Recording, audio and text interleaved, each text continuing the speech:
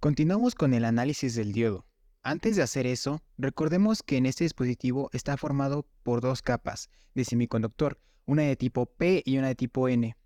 En el símbolo esquemático que encontramos será el siguiente. La terminal de la izquierda corresponde a la capa P y se llamará ánodo. La terminal del lado derecho corresponde a la capa tipo N y del diodo y se llamará cátodo. El propósito general del diodo es comúnmente encontrado en las fuentes de alimentación, como en la fotografía.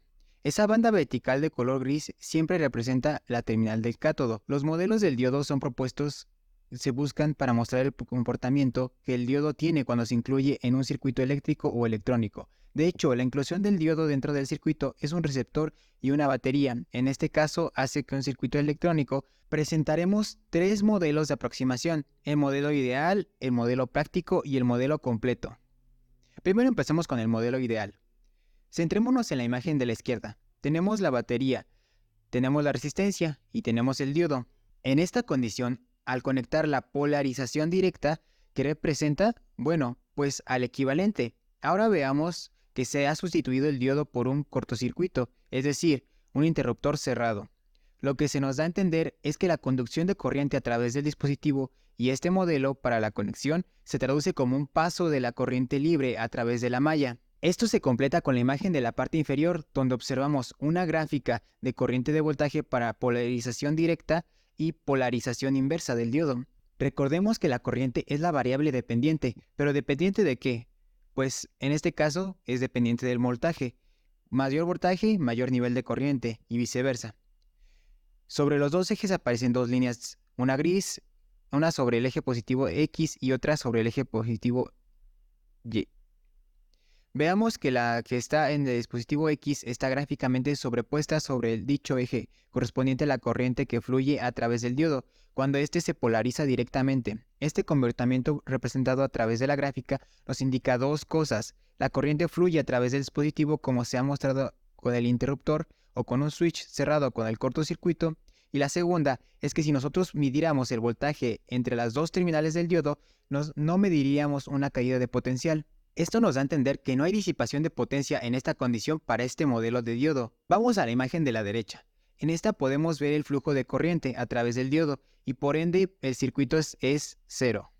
En la aproximación que tenemos en la última imagen de la derecha podemos ver que el diodo se intercambia por un circuito abierto. ¿Cómo se entiende? No hay circulación de corriente cuando ahora estas condiciones son inversas. Si vamos a la gráfica de corriente y voltaje, vemos que ahora la línea gris que representa el comportamiento del diodo en polarización inversa está sobrepuesta y está paralela al eje X. En la polarización, ¿qué es lo que vemos? Que está en superposición de la línea sobre el eje X negativo. Nos indica que no hay circulación de corriente, aun cuando se aplica cualquier nivel de voltaje. La segunda aproximación, o sea, el modelo práctico, aquí podemos ver en la imagen que está a la izquierda. Si comparamos este circuito con el del diodo ideal, la única diferencia que observamos es que ahora aparece una fuente del lado interruptor que se había considerado para ese modelo. Recordemos que las aproximaciones buscan llegar al comportamiento real que tiene el dispositivo. Pero bueno, ¿qué representa esa fuente que aparece al lado del interruptor? Inicialmente vemos que la polaridad, que es contraria a la fuente de polarización que alimenta al circuito, ¿qué va a provocar? La circulación de corriente. Esto va a provocar. En la aproximación que tenemos en la última imagen de la derecha, podemos ver que el diodo se intercambia por un circuito abierto. ¿Y esto cómo se entiende? Pues no hay circulación de corriente cuando se tiene ahora estas dos condiciones inversas. Si nos vamos a la gráfica de corriente y de voltaje, vemos que ahora la línea gris que representa el comportamiento del diodo en polarización inversa está sobrepuesta y es paralela al eje X. En esta polarización, ¿qué es lo que vemos? Pues vemos que la superposición de la línea sobre el eje X es negativa. Por esto nos indica que no hay circulación de corriente, aun cuando no se aplique cualquier nivel de voltaje. Como segunda aproximación tenemos el modelo práctico. Vemos que la imagen que está a la izquierda, si comparamos el circuito con el diodo ideal, la única diferencia que observamos es que ahora aparece una fuente del lado del interruptor que se había considerado para este modelo. Recordando estas aproximaciones, buscan llegar al comportamiento real que tiene el dispositivo. Ahora, ¿qué representa esta fuente que aparece del lado del interruptor? Inicialmente vemos que esta tiene una polaridad que es contraria a la fuente de polarización que alimenta el circuito.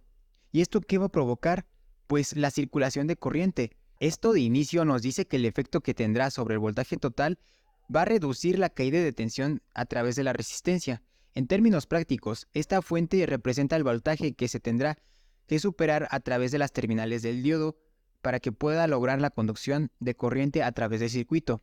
Si bien esta fuente de polarización representa el esquema de la fuente fija, lo que nos dice es que esta fuente de polarización debe ser mayor al voltaje del umbral del diodo para que pueda circular corriente a través del mismo. Ahora, vamos a la gráfica del diodo que está del lado derecho de la imagen. En el primer cuadrante, donde ya hemos mencionado que se pierde la región de polarización directa, se observa que mientras que se supere el voltaje de polarización del diodo, que también es conocido como voltaje de umbral, para que en este caso de los diodos de silicio el voltaje de umbral es aproximadamente 0.7 volts, no existirá conducción de corriente a través del diodo mientras no se alcance o no se llegue a ese voltaje de umbral, lo cual limita eventualmente la conducción de corriente a través de todo el circuito. Una vez que se alcanza ese voltaje de umbral, el flujo de corriente a través del diodo y del circuito es libre, recordando que el valor depende de la resistencia de la carga. Y claro, se resta el valor del diodo. Ahora, vemos en la imagen, para poder analizar lo que sucede en la polarización inversa, si replicamos y recordamos la imagen que aparecía en dicha polarización del método ideal, nos damos cuenta que el circuito está modelado con la fuente de polarización, una resistencia de carga y el diodo. Modelado con el circuito abierto, el cual, independientemente del voltaje de polarización, la corriente será cero. Veamos la gráfica y observemos que cuando la polarización para voltajes negativos, es decir, la polarización inversa, la curva de la gráfica se sobrepone sobre el eje negativo de voltajes. Esto nos da a entender nuevamente que independientemente de que se incremente voltaje a través de las terminales del diodo cuando se encuentre la polarización inversa, la corriente siempre será nula a través del dispositivo y por ende a través del circuito.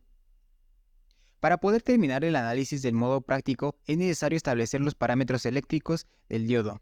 Inicialmente recordamos el voltaje en directa que aparece en las terminales del diodo es aproximadamente 0.7 volts. Esto claro para los diodos de silicio, lo que representa una disipación de potencia en el componente durante la operación del circuito. Para encontrar la corriente de polarización en directa, es decir, la corriente que circula a través del circuito, partiendo del diodo la resistencia en serie, utilizamos las leyes de Kirchhoff. Aplicando la primera ley, observamos que la suma de voltajes o de caídas del potencial en el diodo y la resistencia de carga son iguales que el voltaje de polarización. Lo podemos decir de la siguiente manera: el voltaje de polarización menos la caída de tensión en los dos componentes será igual a cero. Cabe recalcar que también el voltaje de la resistencia de carga es igual a la corriente en directa multiplicada por el valor de la resistencia en serie. Despejando esta ecuación podemos encontrar que la corriente en directa es igual al voltaje de polarización menos el voltaje en directa dividido entre el valor de la resistencia de carga, de tal forma que encontramos que la corriente a través del circuito. Ahora, ¿qué sucede en la polarización inversa? Recordamos que en esta aproximación, aun siendo el modelo práctico, la corriente en inversa sigue siendo igual a cero. No hay flujo de corriente ni a través del diodo ni a través del circuito. Y el voltaje en inversa VRV, ¿por qué podemos argumentar esto? Pues porque el diodo, comportándose como un circuito abierto, representa una resistencia muy grande, según la regla del divisor de voltaje. Prácticamente todo el voltaje de la fuente aparecerá entre las terminales del diodo. La última aproximación que se conoce como el modelo complejo del diodo. En este caso se observa el efecto que representa en el diodo real, lo que no se ha visto ni en el modelo ideal ni en el modelo práctico. Observemos esta imagen en la parte izquierda. Normalmente tenemos el circuito con la fuente una resistencia de carga, la corriente circulando a través del circuito, y en la referencia del modelo práctico observamos también la caída de tensión que existirá a través de las terminales del diodo y el interruptor cerrado. Adicionalmente, vemos una resistencia denominada RDR-DRD, que es una resistencia dinámica. Esto es todo lo en polarización directa. Para la polarización inversa, nuevamente vemos la fuente, la resistencia, la carga, el interruptor abierto y una resistencia inversa. Si bien este modelo, esta resistencia tiene un valor muy grande, la realidad es que permite una pequeña circulación de corriente a través del circuito, aun cuando en el modelo práctico esto no sucedía. Vamos a la gráfica para poder definir esto de una manera más aplicada. Para la polarización directa, como ya hemos visto en el modelo práctico, se requiere un voltaje de encendido para que el diodo pueda conducir electricidad.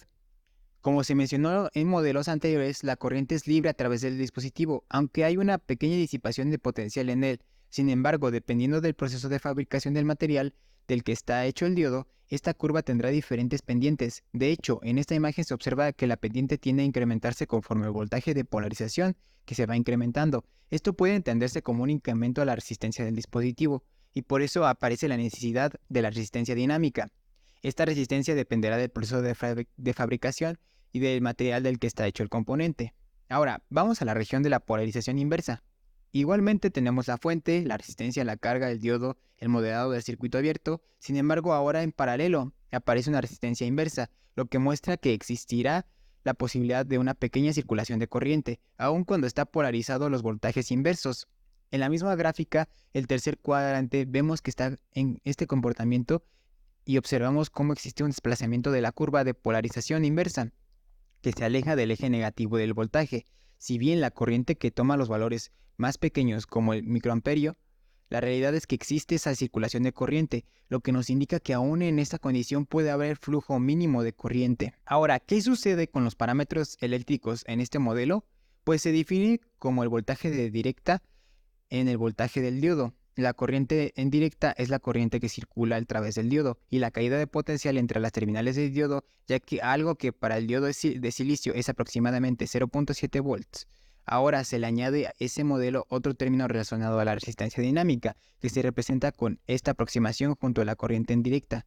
Si vamos a la definición de esta corriente en directa, veremos que un caso similar al modelo práctico, el voltaje de polarización menos el voltaje de 0.7 volts del diodo de silicio dividido entre la resistencia de carga. Sin embargo, ahora se añade el término de resistencia dinámica, RDR-DRD, aunque los parámetros de la fuente se mantengan constantes, lo que establece el flujo de corriente a través del circuito.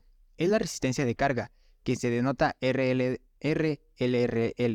Si el resistor es suficientemente grande, el cociente será pequeño, y cuando decimos pequeño nos referimos a una magnitud de microamperios. Esta corriente en términos aún multiplica por el valor de la resistencia dinámica. Sin embargo, no se tendrá un gran impacto en la caída de voltaje que aparecerá entre las terminales del diodo, pero está presente ahí. Esto es todo por hoy. Muchas gracias por su atención.